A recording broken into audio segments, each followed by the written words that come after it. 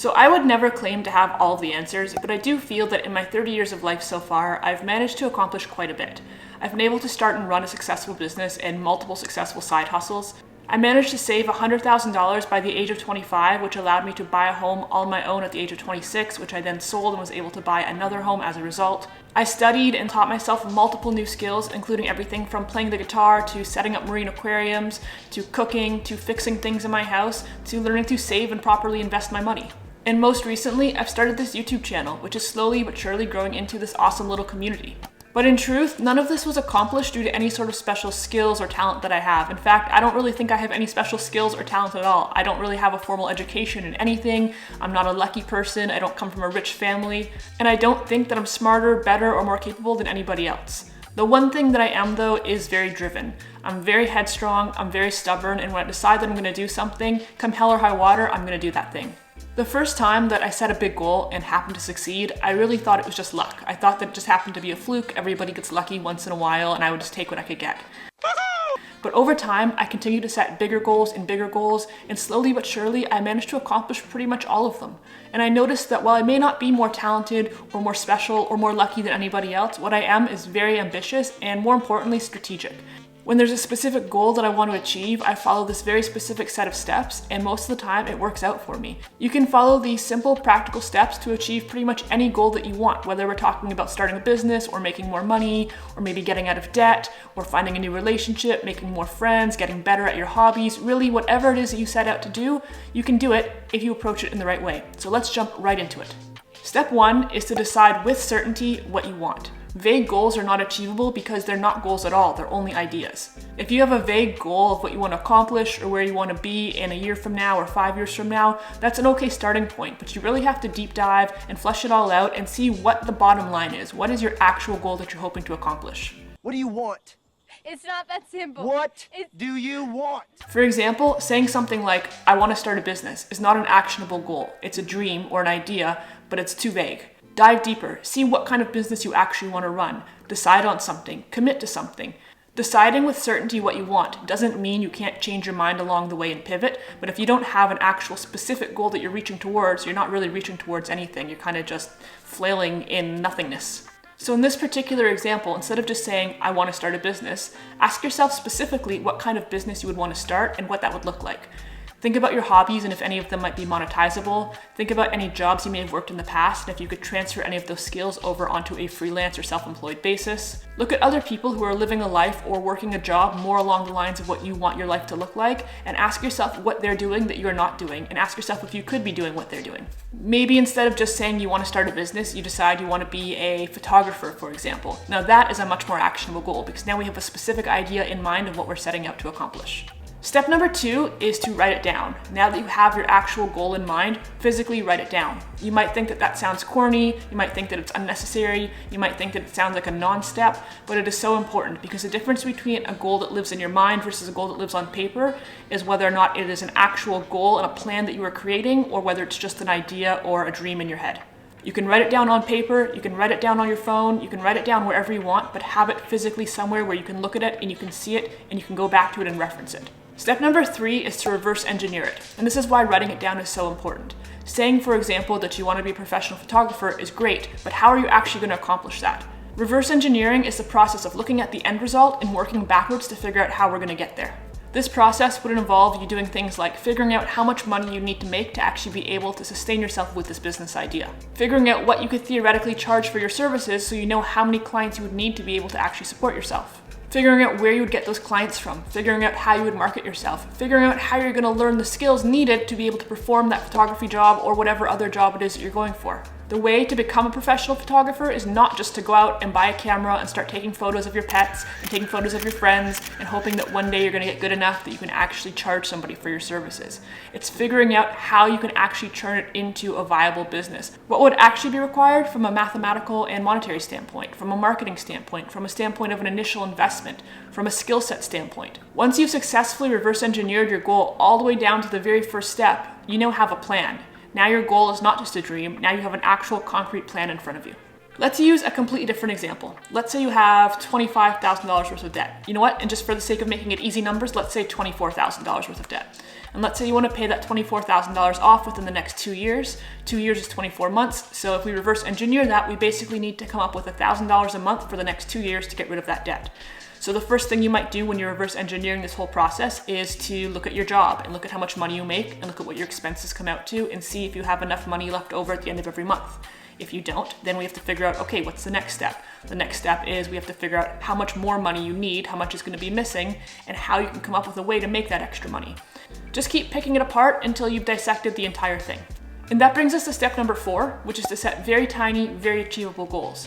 The idea here is that the goals you want to set are so small that they're really not a big deal to achieve at all, but it allows you to measure your momentum. The smaller your goals are, the easier they're going to be to achieve, and the faster you'll be able to measure your momentum and your progress. When I started this YouTube channel, if my goal was to hit 100,000 subscribers, it would be so easy for me to have given up already because that is such a daunting goal for somebody who's starting at 0. It's not that it's not achievable, it's just that it's so far into the distant future that you probably can't see that finish line, and it would be very easy for you to get discouraged and give up along the way. And what it does is it disregards all of the tiny little steps along the way that actually lead to that end goal anyways. And so when I started the channel, my goal was not to hit 100,000, it was not even to hit 1,000, it was to hit 10 subscribers. I kid you not. 10. I didn't share this channel with my friends and family. I wanted it to be completely organic. I wanted there to be 10 strangers in the world who owed me nothing and had no incentive to care about what I was saying, to tell me that they did care about what I was saying. Just 10 people. And from 10 people, then my next goal was 100. And from 100, it was 500. And then it was 1,000. And then it was 10,000, which thank you guys so much for getting me there now. I appreciate it. But the point is that if I had just set my goals, let alone on 100,000, if my first goal was 10,000, I've been making videos for almost 2 years now. It would have been very easy for me just to be like, forget it, I'm not gonna get there, or it's gonna take me so long to get there that I'm not willing to wait. So set tiny little actionable goals. If you're trying to pay off $25,000 worth of debt, make your first goal to save 1,000 because that's how you get there. The first 1,000 is just as important as the last. Step number 5 is to tell everybody, but there's a caveat here. I don't mean everybody.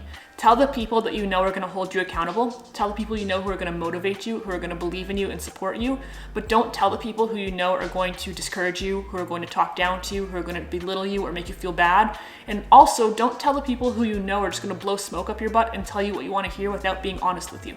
The point of sharing your goal with people should not be to inflate your own ego or to try to make yourself seem more interesting or to try to boast or brag to people about what you hope to accomplish. I'm special! But it should be about building a network of supportive people who have your best interest in mind and who want to see you succeed as badly as you want to succeed. People who are willing to support you, people who are willing to encourage you, people who are willing to help you stay the course when you don't feel like staying the course. But people who are also going to be brutally honest with you if you're taking a wrong turn, if you're making a mistake, if you're doing something that's going to sabotage your own self-interest. If you have people in your life who are petty, who are jealous, who are immature, who are unmotivated themselves, and maybe that makes them feel negative and makes them want to bring you down to their level, don't tell them. It's none of their business. Tell them when you succeed. Don't tell them what you're planning to do until you get there. Step number 6 is a bit of an interesting one, and it is be prepared to fail. That doesn't mean that you're actually going to fail, but you need to allow yourself to be okay with the possibility that you might. I've always found personally that when I get too emotionally invested in something, I tend to stop myself from ever trying because I'm protecting myself. I don't want to get hurt. If something is really important to me and I know that it's going to crush me to not be able to do it, to not be able to pull it off, I'm more inclined to not try at all, to try to save my own emotional well-being. So the things that I've succeeded in are things that I was able to emotionally remove myself from and decide that if it didn't work, I was okay with that and I was willing to pivot and try something else. And having that kind of like nonchalant, lackluster attitude about it where you're like, yes, I want to do this, yes, I hope it happens, but if it doesn't, I'll figure something else along the way. The ability to be flexible and be willing to pivot is such an important skill in anything you're trying to accomplish in life. I kid you not, everything that has ever worked out for me have been things that I feel like I didn't really care that much if they didn't. Like if they didn't work, I would just do something other. And the things that I haven't succeeded in are the things that I haven't tried. And the things that I haven't tried are the things that I held too close and that felt too special and too delicate to me, and that I was too worried that I couldn't handle the failure and I couldn't handle the rejection if they didn't work out. This could probably be a whole other video for another day, but I know offhand that there are a few things that are just so near and dear to me that it would totally devastate me if they didn't work out, and I don't know that I could accept the failure, and so I never tried those things, and I still question to this day what would have happened if I had just taken the leap and taken the gamble and done it, but the fear of failure was the only thing that stopped me. So whatever it is you're trying to do, be prepared that it may not work out. And having that confidence and that ability to be okay with that is probably going to be your secret weapon in making sure that it actually does work out. And finally, step number 7 is the hardest part, and it is to be patient. I think that as humans, we're naturally wired to be impatient. You could flash fry a buffalo in 40 seconds. 40 seconds? But I want it now. I know in particular, I'm a very impatient person. When I want something, I want it now, and I have this tendency to just put my head down and just work until I get it and try to like race through life until I get to where I want to be, which is probably not a healthy thing, but you have to be patient. And I truly believe that being patient is the difference between something working and something not working. As I mentioned, when I first started this YouTube channel, it took me several weeks just to get like 10 subscribers, and it took me several months more to get 100. And I had to be patient. If I was impatient, I would have quit long ago. I uploaded 80 videos before I was even eligible to monetize, before I even hit 1,000 subscribers. 80 videos, which is hundreds and hundreds and hundreds of hours of work. But I was in it for the long game. Similarly, when I first started my business, I had no clients, like 0. And then I got 1, and it certainly wasn't enough to pay the bills, but I was like, all right, one is more than 0, and then 1 became 2, and then 2 became 5, and then 5 became 10, and then 10 became hundreds. Something that I think a lot about and that I'm really fascinated by is the idea that if you're patient enough, I think you can accomplish anything. And to be totally fair, having time on your side is a privilege not everybody has, and it depends on exactly what it is you're trying to accomplish. Not everybody has the ability, for example, to sit around and wait 5 years for their business to grow to the point where it can sustain them, and that's totally fair. But in a case where you do have the time to wait, if you can be patient, I think pretty much anything is possible. When I got those first 10 subscribers, I remember thinking like, this is nothing on YouTube's metrics, right? But if there are 10 people in the world who actually like my videos, just 10, there's probably at least 100, because those 10 people are not that unique and not that special. And there's probably millions and millions of people who don't care at all about what I do, and that's fine. But if there's 10, there's probably at least 100. And if there's 100, there's probably at least 1,000. And if there's 1,000, there's probably at least a couple 100,000. And all that really has to happen is you have to give them the time to find you. The same thing with my business. If one client found value in my service, one client liked me, there's probably 10 who will. And when those 10 find me, they're probably going to refer me, and those 10 will become 100, and those 100 will become several hundred or several thousand over time. Who knows? But you have to be patient. When I was trying to save $100,000 to buy my first house, I was making like $30,000 a year, and so the idea of saving $100,000 seemed completely out of reach. I remember saving $1,000 and thinking like, all right, cool, 1,000 down, 99 to go. I just gotta do that 99 times more, which is such a crazy way to think about it, but that's really all it is. I just had to be patient. I knew that if I could save 1,000, I could save 2, and if I could save 2, I could save 5, and if I could save 5, I could save 10, and if I could save 10, I could save 100. It was just a matter of time. And so by following these 7 steps, especially that last one, especially just being patient, I've basically been able to accomplish everything that I've set out with a serious intent of achieving.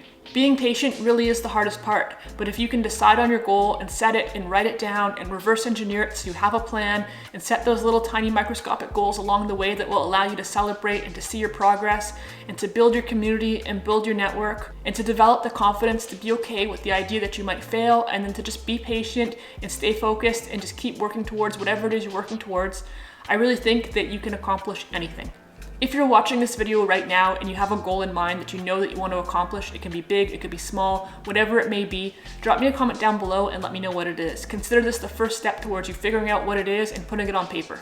If you enjoyed this video at all, if you found any value in it, please go ahead and hit that like button. Feel free to subscribe to the channel as well. Hit the little notification bell so you get notified when I post new videos. I post new videos every Sunday morning at 10 a.m. Eastern Standard Time. Feel free to follow me on Instagram at according_to_Nicole. I've also recently set up memberships on the channel here, so this is totally optional. If it's something you're not interested in or you're not in a position to be able to do, please don't feel the need to, but memberships are now a thing. It is $5 Canadian a month, and it allows you to have a special little Levi emoji next to all the comments. You get priority replies to the comments in my videos, so all information will be below the video in the description area. Other than that, thank you guys so much for watching as always. I really appreciate it. Take care, all the best, and I'll see you next week.